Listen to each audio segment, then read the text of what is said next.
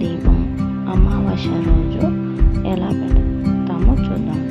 ఇలా first water తీసుకొని మనము క్లీన్ చేసుకోవాలి.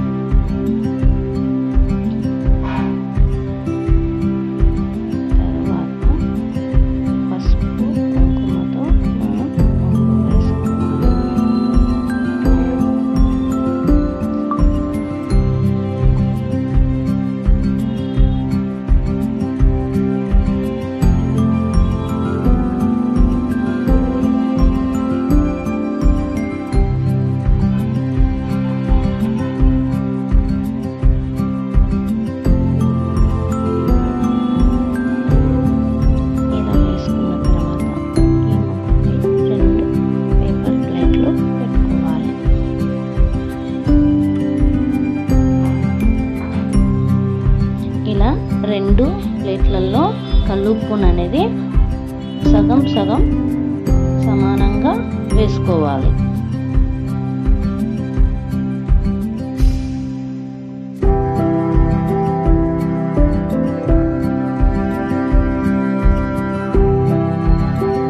చూసారు కదా, ఇలా వేసుకున్నాక ఉప్పుపై మళ్ళా పసుపుతో కుంకుమతో అలంకరించుకోవాలి.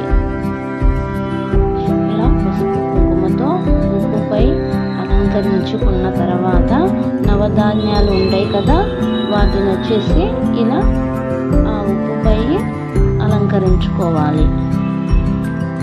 చూసారు కదా, ఈ వీడియోలో చూస్తున్న విధంగా నవధాన్యాలను ఆ ఉప్పుపై మనము అలంకరించుకోవాలి.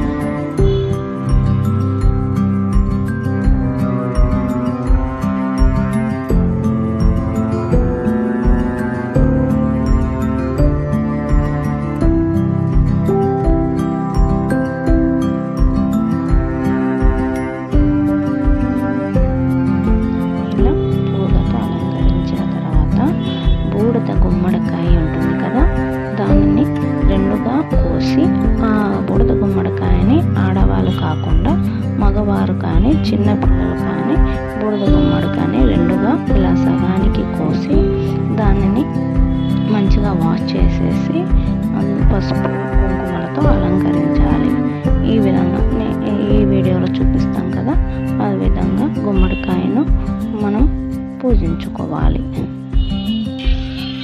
ముఖ్యమైన విషయం ఏంటనగా, ఈ గుమ్మడికాయ ఆడవారు ఎందుకు కోయకూడదంటే గర్భానికి సంబంధించిన వ్యాధులు వస్తాయని ఆడవారిని కొయ్యొద్దంటారు. ఈ గుమ్మడికాయని ఇంటి యజమాని కోస్తే మంచిదని చెప్తారు. ఇంకొకటి, గుమ్మడికాయని వచ్చేసి శుక్రవారం రోజున తెచ్చుకోకూడదు అని చెప్తారు.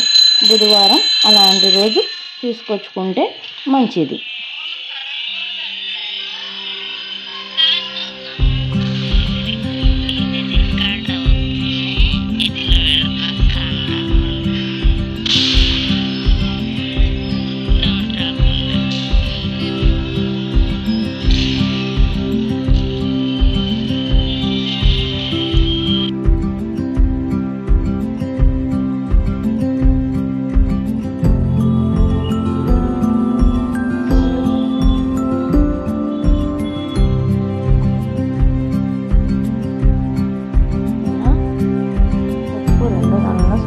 వేసుకున్న తర్వాత దానిపైన కూడా పసుపు కుంకుమతో అలంకరించుకోవాలి.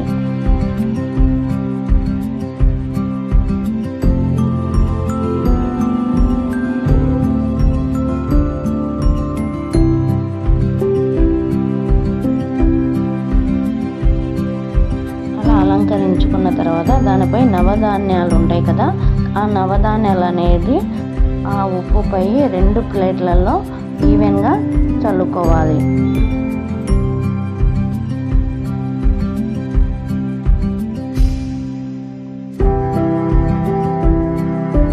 నవధాన్యాలు అనేది చల్లుకున్నాక వాటిపై పూలతో అలంకరించుకోవాలి.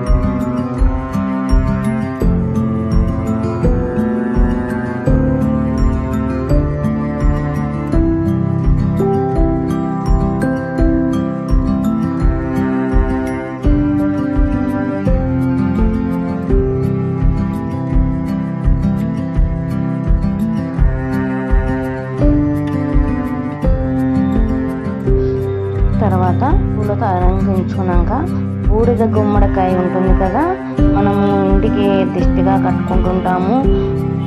ఆ గుమ్మడికాయను వచ్చేసి రెండుగా కోసుకోవాలి. ఆ గుమ్మడికాయ అనేది మన ఆడవాళ్ళు అనేది కొయ్యకుండా మగవారు కానీ చిన్నపిల్లలు కానీ ఆ బూడిద గుమ్మడికాయను రెండుగా చేసి ఆ బూడిద గుమ్మడి లోపల ఉన్న గుజ్జును నీట్గా తీసేసి బూడిద గుమ్మడికాయని పసుపు కుంకుమతో ఈ విధంగా పూజించుకోవాలి, అంటే అలంకరించుకోవాలి. చక్కగా పసుపును రాసి కుంకుమ పసుపులను బూడిద గుమ్మడికాయకి పెట్టి మనం బూడిద గుమ్మడికాయని పసుపు కుంకుమలతో అలంకరించుకోవాలి.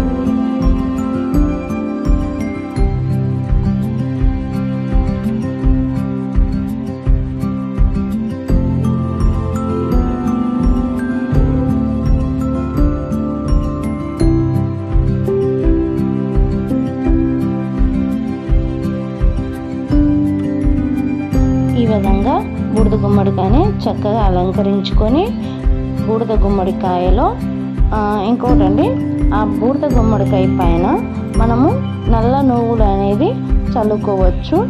బట్ మేమేంటంటే నల్ల నువ్వులు లేనందువలన చల్లలేదు. అండ్ మిస్టేక్ ఏం జరిగిందంటే ఇక్కడ నువ్వుల నూనె వేసి ఒత్తి పెట్టకముందే ప్రసాదం పెట్టేసిందండి. సో సారీ, ఇదొక మిస్టేక్ జరిగింది, మీరు గమనించాలి. అండ్ తర్వాత ఈ కూష్మాండ దీపానికి నైవేద్యంగా పెరుగు అన్నం, అంటే పెరుగు అన్నంలో ఉప్పు లేకుండా పెరుగు అన్నాన్ని కలిపి నైవేద్యంగా సమర్పిస్తున్నాము.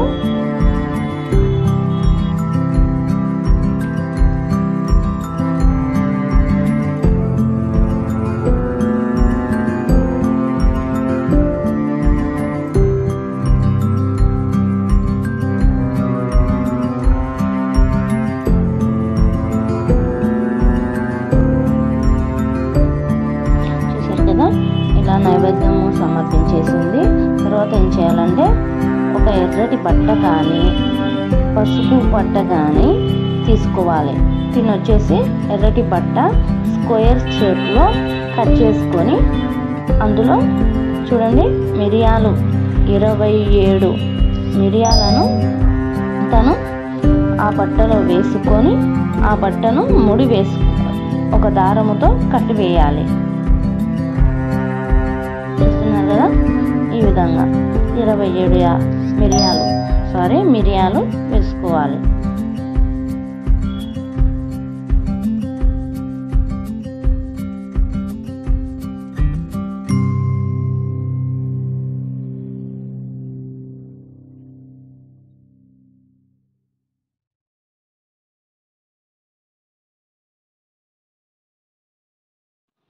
ఈ కూష్మాండ దీపాన్ని మనం మన ఇంటిలోను కూడా వెలిగించుకోవచ్చు. అలాగే మన దగ్గరలో ఉన్న కాలభైరవ దేవుని దగ్గర కూడా వెలిగించవచ్చు. చూసారు కదా, ఈ విధంగా స్క్వేర్ షేప్లో ఎర్రటి బట్టను మనం కట్ చేసుకొని అందులో 27 మిరియాలు అనేది వేసుకోవాలి.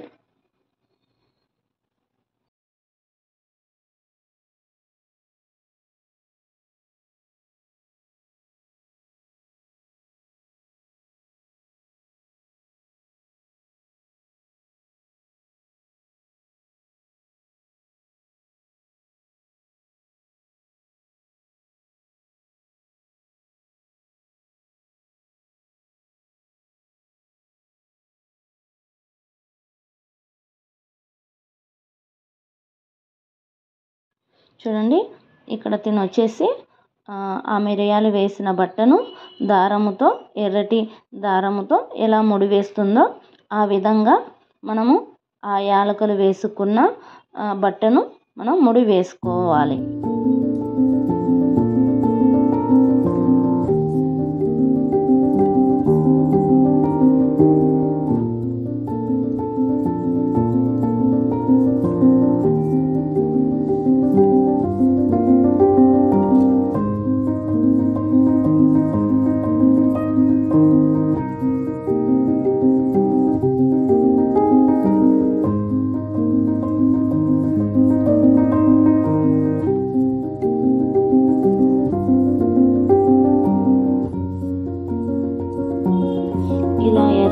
నువ్వులతో ఒత్తులను తయారు చేసుకొని దానిలో వచ్చేసి బురద గుమ్మడికాయలో పెట్టి నువ్వుల నూనెను పోసుకోవాలి.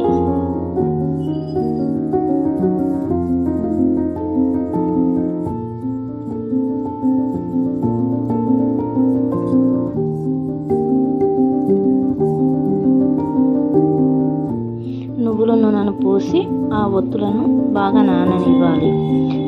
తర్వాత ఆ ఒత్తులను వెలిగించే ముందు మనం మనసులో కాలభైరవుని అష్టకాన్ని స్మరించుకోవాలి. కాలభైరవ అష్టకాన్ని స్మరించుకుంటూ మనం ఆ ఒత్తులపై కర్పూర బిళ్ళలను పెట్టి ఊదిగడ్లను అంటించి దానితో మనము ఆ ఒత్తులను వెలిగించుకోవాలి. వెలిగించుకొని కాలభైరవుని అష్టకంను మనసులో స్మరించుకుంటూ ఉండాలి.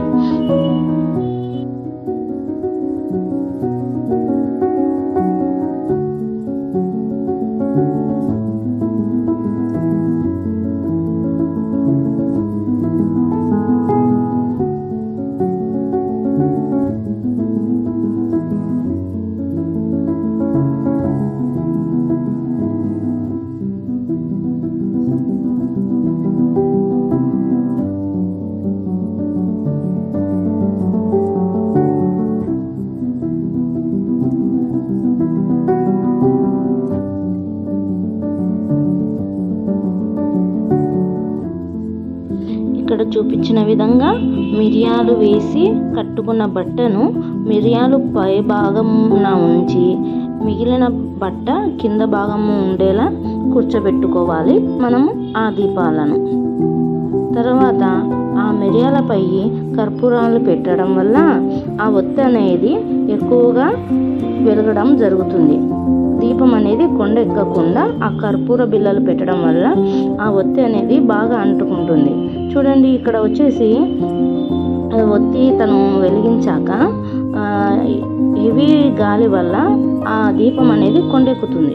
సో అలా కొండెక్కకుండా మనం కర్పూర బిళ్ళము పెట్టడం వల్ల ఆ దీపం అనేది కొండెక్కకుండా వెలగడం జరుగుతుంది.